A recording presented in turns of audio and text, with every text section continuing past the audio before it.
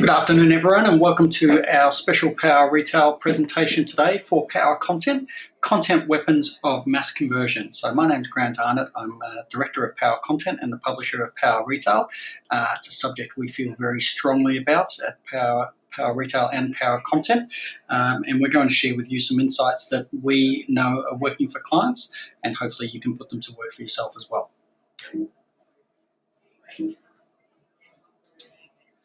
So the plan of attack for today, first of all, we're going to cover the path to conversion. We're going to talk about blogs and specifically how you can leverage blogs to drive conversion, category pages, product pages, and the checkout. So we're going to go right through the whole site and then also finish up with bonus secret weapons on buyer's guides, how-tos, and lookbooks. So let's talk about the path to conversion. You've got your typical funnel there. You've got content that you create for awareness. So that's to get your brand on the customer's radar.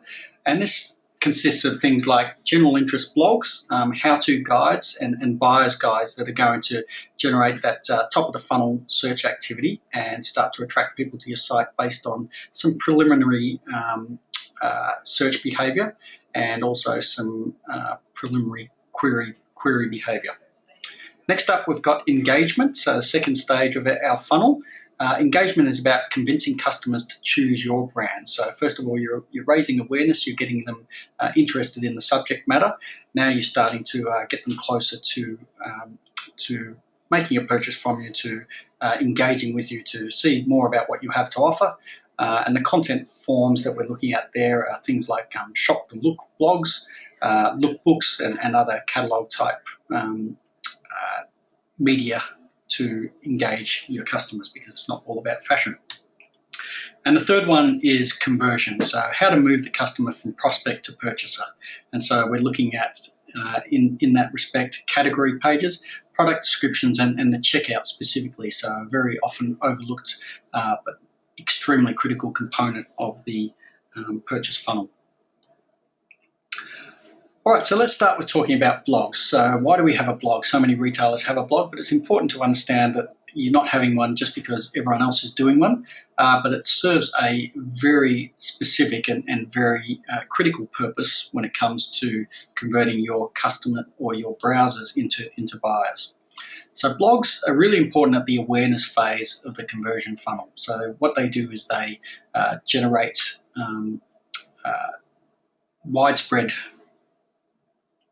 subject matter across the internet, and when people are searching for phrases relevant to that specific subject matter, if the article is helpful, if the article is informative, if the article is shareable, if the article is engaging, the blog post, then chances are it's going to rank highly, and chances are it's going to be discovered by someone who's at the very early stages of that conversion funnel.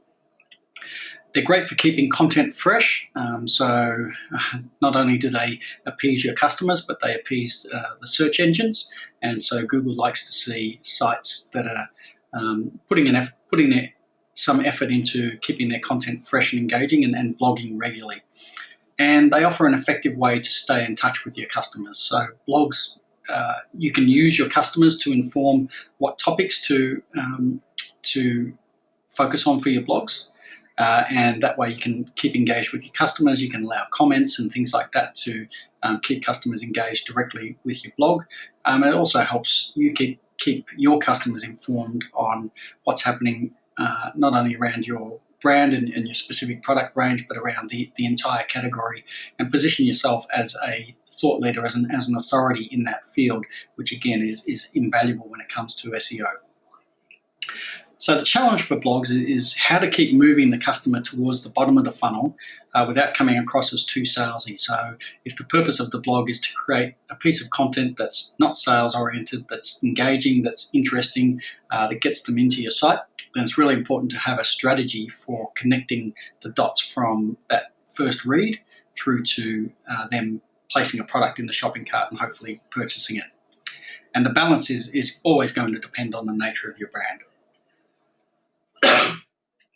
So I want to focus on a brand called ModCloth. So this is a women's fashion retailer based in the US, so a pure play retailer that specializes in vintage clothing.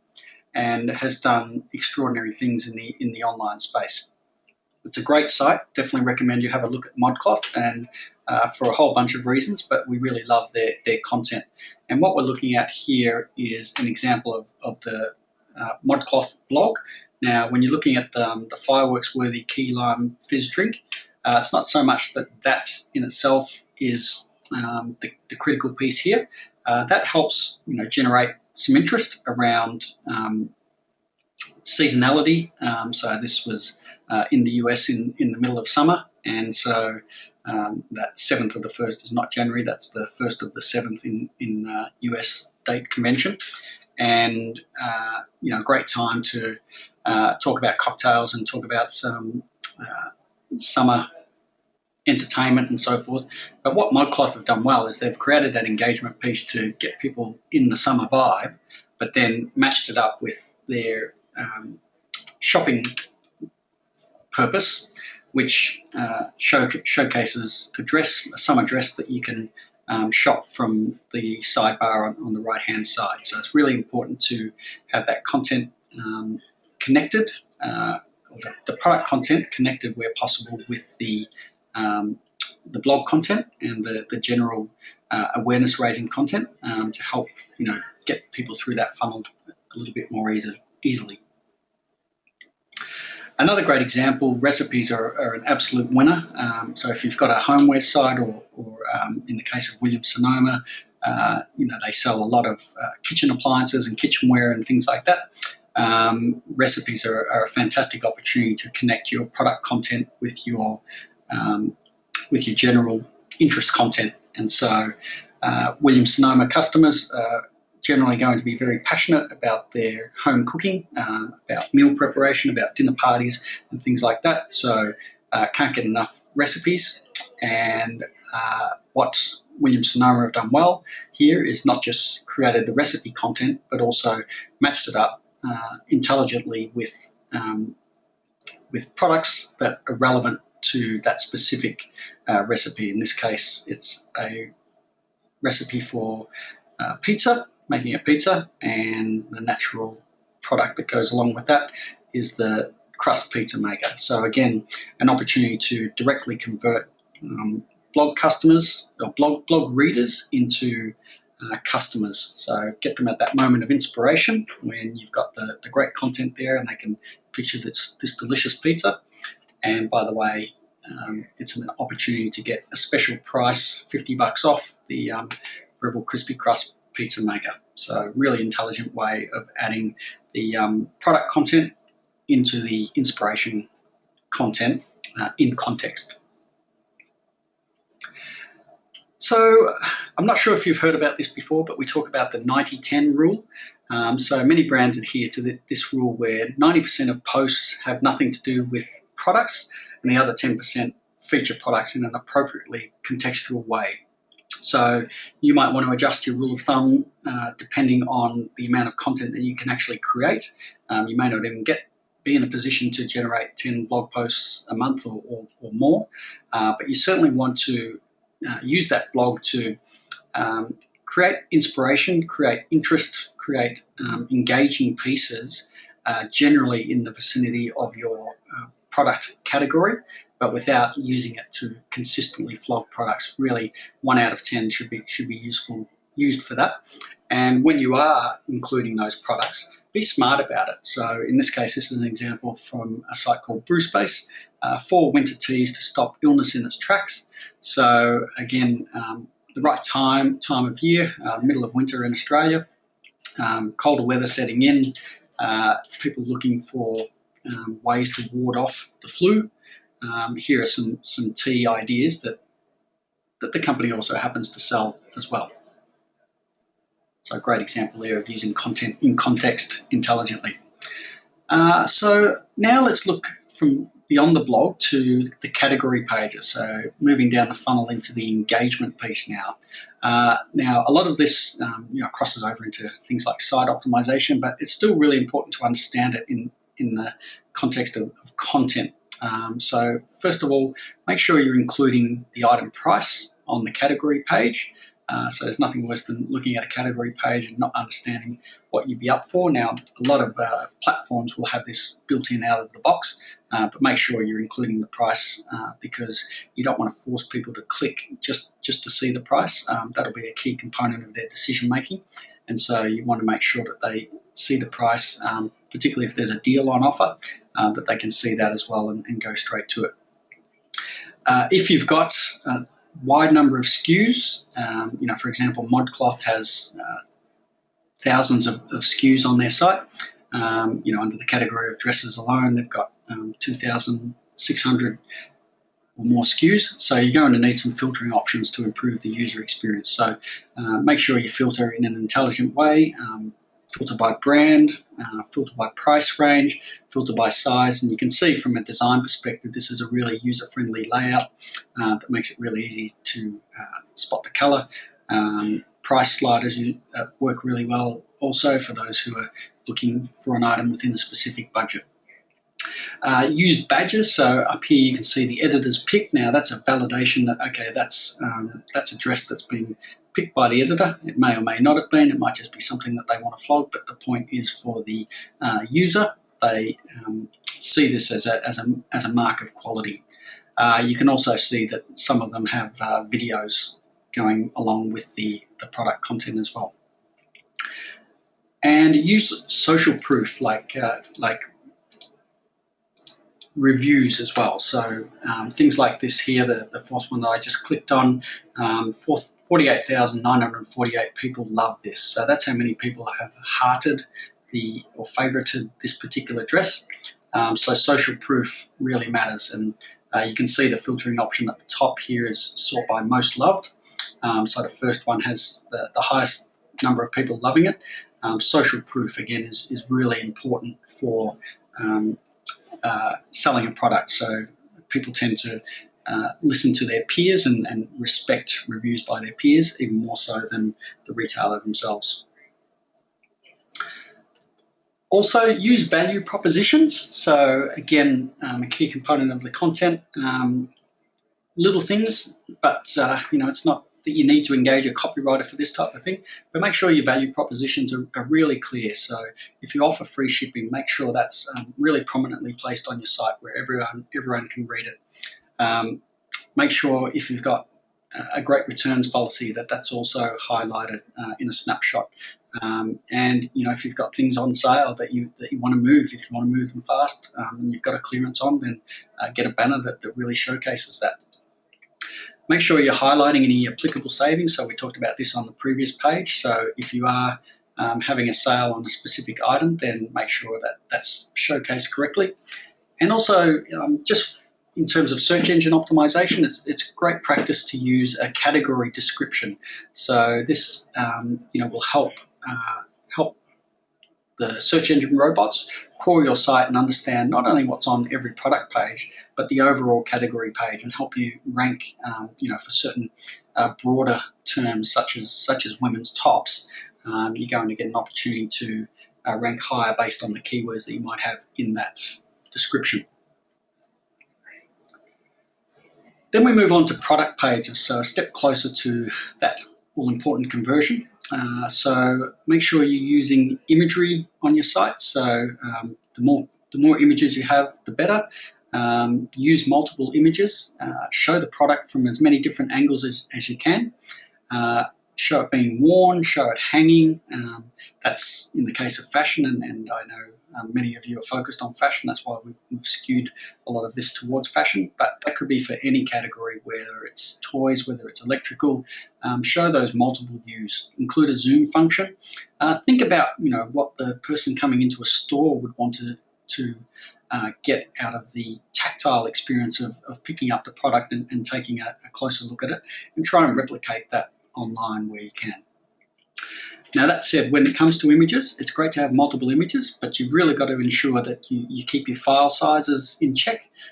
So you really want to optimize your images to avoid long page load times. Again, this skews more into site optimization. It's not specific to content, but we thought it's a point worth raising.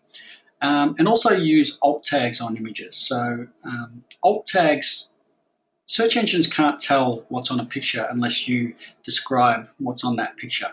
So if you don't have alt tags, it's really search engines are missing the opportunity to understand what's on that image. With visual search becoming more important, not just in Google, but in media like Instagram, like Pinterest, it's really important to have some descriptive alt tags on every image describing exactly what's on there so that you can hopefully capitalize on that emerging and really critical discovery method of visual search, which is going to really start to make a big difference to online retailers in the future. So again, really focus on using alt tags for your image if you do want to rank under Google Images. As you can see from the little black dress here, it's important to have those alt tags on those images because it tends to be in the top images come up in the top 2 or 3 organic listings, so you want to be able to capitalize on that.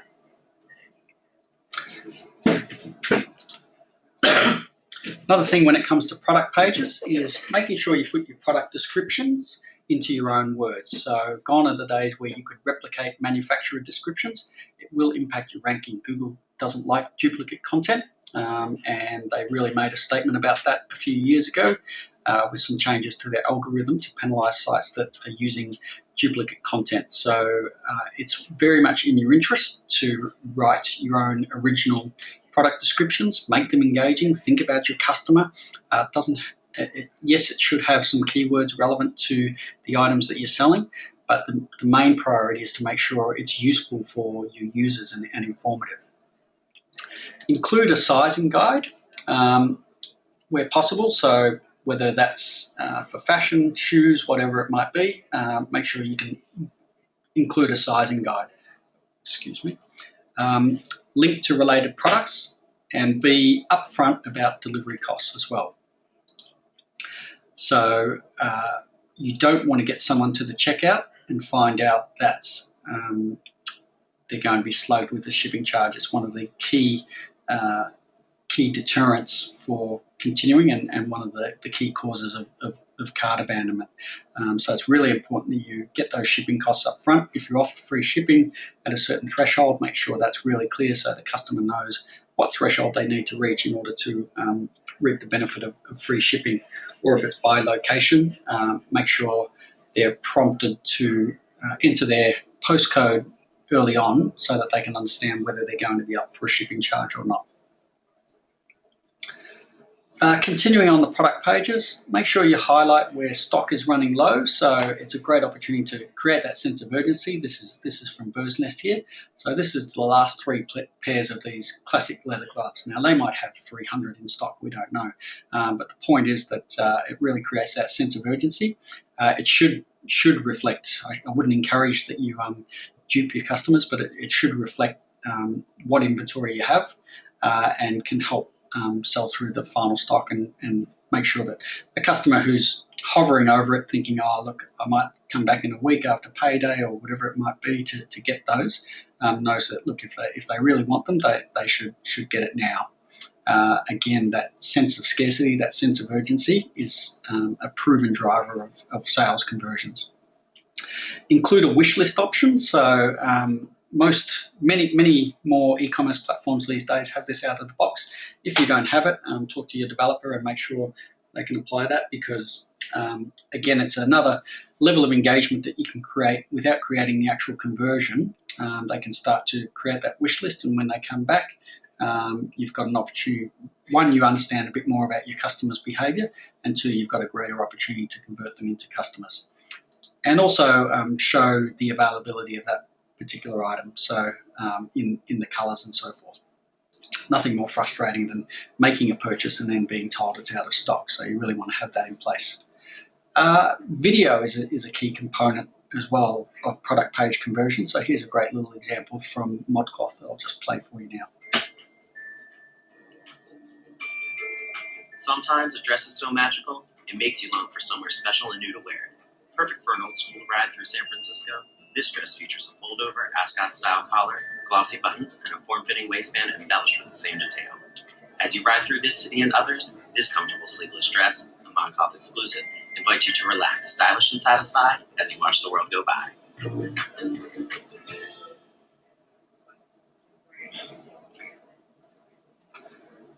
So when it comes to your product descriptions, Horses for Courses is the title we've used here. So this is from Sneaking Duck, and what they've done really well is created a detailed narrative. So they put a lot of effort into their product descriptions, and so these guys have won multiple awards for their customer service and marketing in the past. But if you read it, it represents a specific voice. It's not too dry. It really speaks to the customer. Also provides some outfit suggestions, and also most importantly the story. So people love to know the story behind what they're purchasing, and so it creates that greater emotional connection. At the bottom there you can see Michael loves his running, so much so he's always running down to Bronte for a quick dip in the crystal blue sea. Mark used to think Bronte was all about Wuthering and Jane, but now realises it's eating eggs Benedict whilst washing crashing waves. So it's creating that emotive imagery of the customer wearing these sunglasses, but picturing themselves down right by the beach, enjoying a delicious breakfast and watching the waves crash in. So again, it takes that sterile feel out of your typical product description and creates a story, but more importantly creates a persona and creates an image that the customer can identify with, an aspirational picture of what they might want to feel like when they've purchased these particular glasses. All right, so we want to spend a bit of time on talking about the checkout, the most crucial stage of any conversion funnel, yet quite often the most overlooked when it comes to content.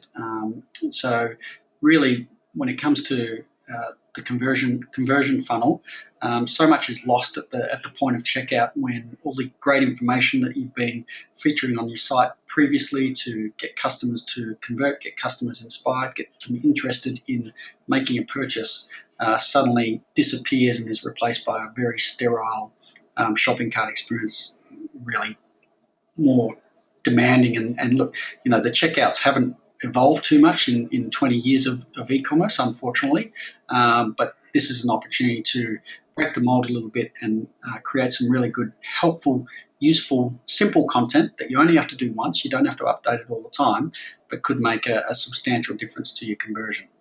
So here's one from Wiggle that we thought was a great example, or good example, still with some deficiencies that we'll talk about in a minute, but a good example of a well thought out checkout experience.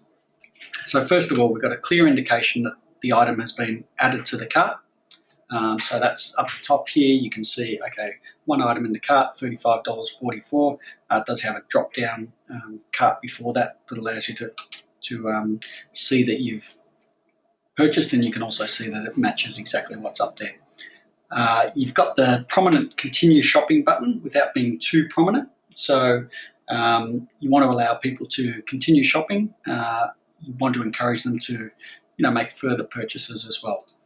All the delivery costs and multiple delivery options are a key improver of conversion rate as well.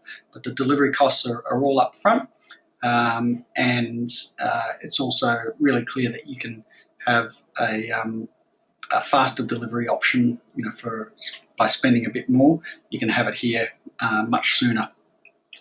Trust markers are also really critical. So we've got the antivirus trust marker, so you can see it's verified by Norton and the recognised trust markers that are out there. So make sure if you are using an SSL certificate, that you leverage the opportunity. Everyone should be using an SSL certificate, let's face it, but that you leverage the opportunity that creates to show your customers that the site's safe and secure. A lot of people take it for granted, a lot of retailers take it for granted that customers are comfortable already with shopping online, but that's so not the truth. And you always want to make sure that customers can see that it's very safe and secure to shop at the site, that it's a reputable site. Make sure the payment options are really clear. Include PayPal wherever possible. It is an increasingly popular option, and you don't want to discount those customers and send them somewhere else. So make sure PayPal is one of your options, and showcase all the cars that you offer. And this one's really important as well. So showcasing related product recommendations. So again, social proof and showing that as per the continue shopping button, showing that by purchasing this, you may be able to accessorize it with some further items, and you can drop those straight into your cart, or by continuing shopping, you can find further items as well. And the last one is incentives to spend more. So to get free delivery at $35 isn't going to cut it, but just spend just $44.55 more. So what does that make it? An $80 threshold for shipping. So get up to $80. So drop one more item in the cart, and suddenly you can save at least $9 on shipping, and that's a significant incentive to buy something else, and it works. We've also got live customer assistance, so you're really reinforcing the fact that, okay, there's people here to speak with you. You can see we've got the contact button up the top as well, but that at any point in this checkout phase, don't just drop out because you can't figure it out, or you're scared, or deterred from continuing. Chat to an expert, and we'll help you through the process. Make sure customers can see how many steps they've got to complete the checkout. Again, much more of a standard these days than what it was before, but still some sites miss out on this critical opportunity. Make sure your required fields are clear. It can be frustrating if you're entering in a field and you don't have to, or you don't know that it's a required field, so you ignore it, and then later on have to go back and fix it all up, but you're not sure which ones have to go. And don't force registration as well. So this is really critical these days. You want to offer a guest checkout. Now, some people will say, oh, but I want the customer account. That's the most important thing to me. Well, the most important thing should be that the customer has a good experience, and then it's going to be very easy to convert them into a lifetime customer and get the account. So let them have the guest checkout. Impress the hell out of them with your customer service and your product delivery and your aftermarket follow-up, and you've got a much better chance of having that customer for life than trying to force them to create an account with you before they've ever bought something from you. They may never buy something from you just for that reason. So it's really important to understand that you don't need that account first time. You've got the opportunity, once they've become customers, to impress the hell out of them and to have a follow-up offer, perhaps contained in the parcel, and convert them into account holders at that point. Because no one's going to be forced into doing something they don't want to do. So you'd rather have customers who aren't account holders, I'm sure, than customers refusing to be account holders dropping out. Now, some room for improvement on this one, even though we thought it was a good example of a checkout. The returns and exchange policy not prominently displayed. So again, at that critical point of someone making their purchase, actually handing over their precious credit card details and hitting the buy button, it's important to, again, reassure them that, okay, there is an option, for returns. There is a clear and transparent exchange policy if they do have something go wrong. So you might have had that earlier in the site, but it's important, critically important to have it through the checkout process. Make sure they know they can save the cart as well. So if they don't have the money at the time, or their credit card might not be available there and then, that they can save the cart, that they don't have to start the process all over again if they happen to come back the next day. And if you are looking to get a customer account sign up, make sure there's an incentive to register. So why would you want to sign up? That was, if you go back to this example, do you have an account? No, you can choose to create an account later.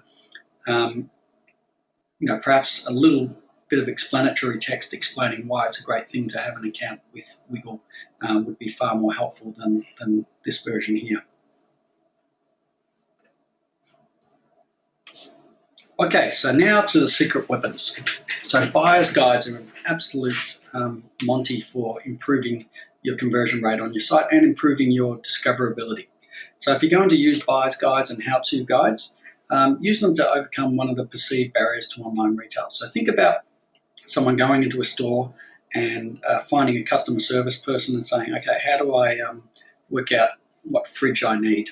Or how do I work out what I'm going to wear for the spring racing carnival, or whatever it might be, or what television do I need, what does LED mean, and so forth. The job online is to anticipate all those customer questions and present them in the form of a buyer's guide or a how-to for showcasing how to use a specific product.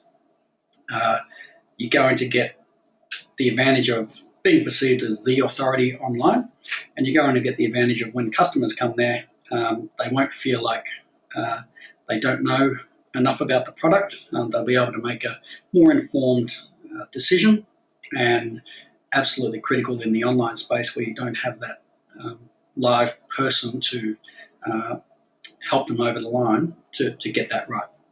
So key to buying guides: present balanced information, differentiate between products, describe the benefits, not just the features, and present comparative information in a table format if it's required, if it's appropriate. So again, this is a good example from Appliances Online as a guide to buying freezers. Plenty of great buyer's guides on that site if you wanted to have a look. Another one is the how-to guide, and I think in Australia, Masters is at the peak of doing these great how-to guides. So DIY and hardware go hand in hand. Here's an example on how to plan a bathroom from the site, which intelligently incorporates the content and then the product content that they can make the purchase from. So beautiful bathroom image there to create that inspiration, to create that aspirational feel. Wow, I could make my bathroom look like this if I read this article on how to plan for it. Once you're reading about planning for the bathroom, you can move on to more ideas and inspiration related to that. So you can start looking for bathroom tapware, bathroom renovation tips, bathroom storage. So lots of opportunities to get a deeper dive into improving your home bathroom. And then naturally from bathroom tapware, you can start to make the purchases. So you can get pricing and then make the purchase online. So again, it's contextually and intelligently creating that direct link between the inspirational content, the how-to piece, right down to, okay, well, here's your shopping list, here are the products you'll need to go forward.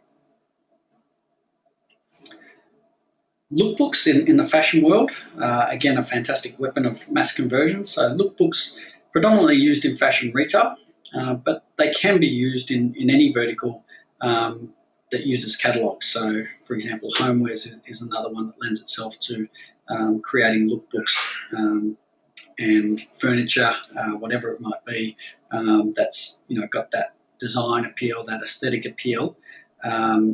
Lends itself to using a lookbook. So we've gone back to ModCloth, and this is their style gallery. And the twist on this is that the images are actually submitted by customers. So here's ModCloth's customers showing themselves off wearing ModCloth items, and there's nothing more powerful than that. And as you're going through the customer-generated style gallery, you get treated to featured items and similar items popping up when you hover over the image. So the customers love seeing themselves on the ModCloth site and seeing their outfits favorited, and again, seeing the ModCloth community come together and help them out.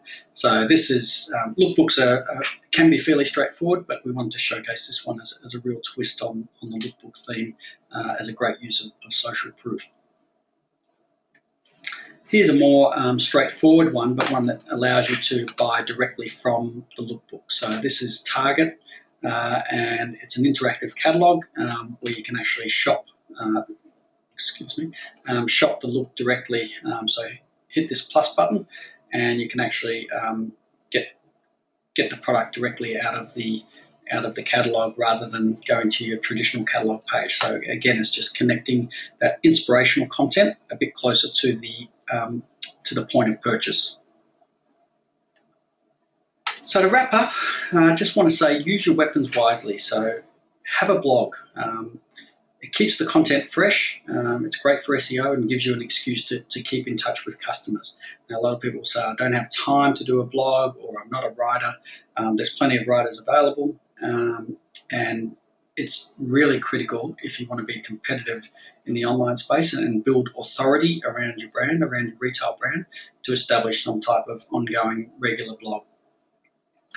Create balanced content. So you want to establish credibility. You don't want to use that as just a place to talk about upcoming sales and things like that. You really want to use that opportunity to create authority around you being an expert in your particular field, whether it's fashion, whether it's computers, whether it's homewares, whether it's appliances, whatever it might be. You want to be known, you want to own that audience, and you want to be known as the authority in that space. That will do wonders, extraordinary wonders for your SEO, more so than pretty much anything else you can do. Use comfort content and trust markers, so particularly on product and checkout pages. So again, when you're at that critical point where, okay, someone's a fair way down the funnel and they're really close to making a purchase with you, you want to do whatever you can to make them comfortable, to reinforce the fact that it's a good decision.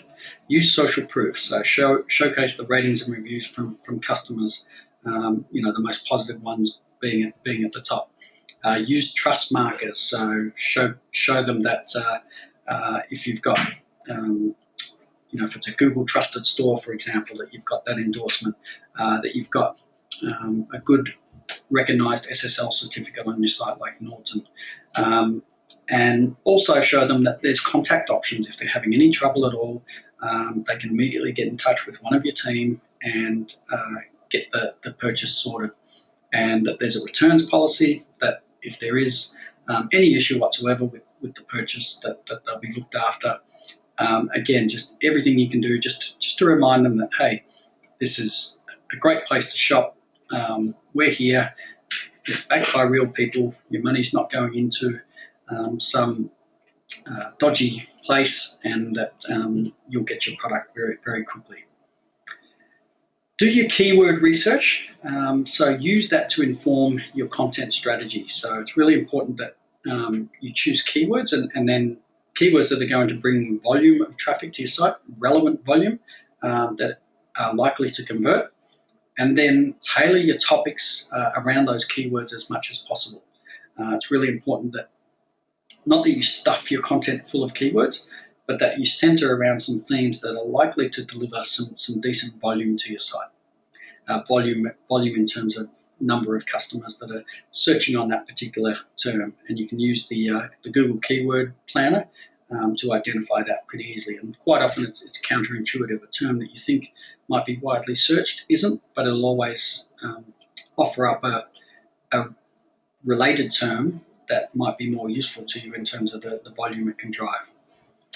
Make sure you use great quality photography for all your images and include alt tags. Very important to make sure that all your images are tagged appropriately because, again, visual search and discovery by imagery is rapidly growing in popularity. And so without the alt tags in place, you're going to miss out on an opportunity there. People love hearing and seeing and reading consumer-generated content. So use social proof wherever possible. Show how many people like a particular product. Make sure that you're showing customer reviews and customer comments where you can, because people really want to hear what their peers have to say about your brand and your product. If all your reviews are negative, because I've been asked this question before, if a lot of the commentary is negative, then you probably need to take a step back, because I'd say you'd have bigger problems with your business than just being able to run reviews on your site. And it's important to fix that first and make sure that you're getting your customer service in order, you're getting your product mix in order, that you're getting your reputation in order to leverage goodwill. And finally, make that checkout process a pain-free experience. So again, just reinforcing it with good content, comfort content that's going to make people complete that purchase without fear and trust in your brand. And again, don't try and hit them up for an account before they've actually made a purchase. You've got plenty of opportunity for that. Once you've got the product into their hands, quickly impress them with your customer service, and then follow up inviting them to sign up for an account if they haven't done so already in order to receive XX benefit. So that's it for the weapons of content conversion. If you have any questions at all, email myself at grants@mediapad, mediapad.com.au. Would love to hear from you with any feedback you have on the presentation today. And thank you again, and stay tuned for the next one. And now we're going to set this sheep on fire. Thank you.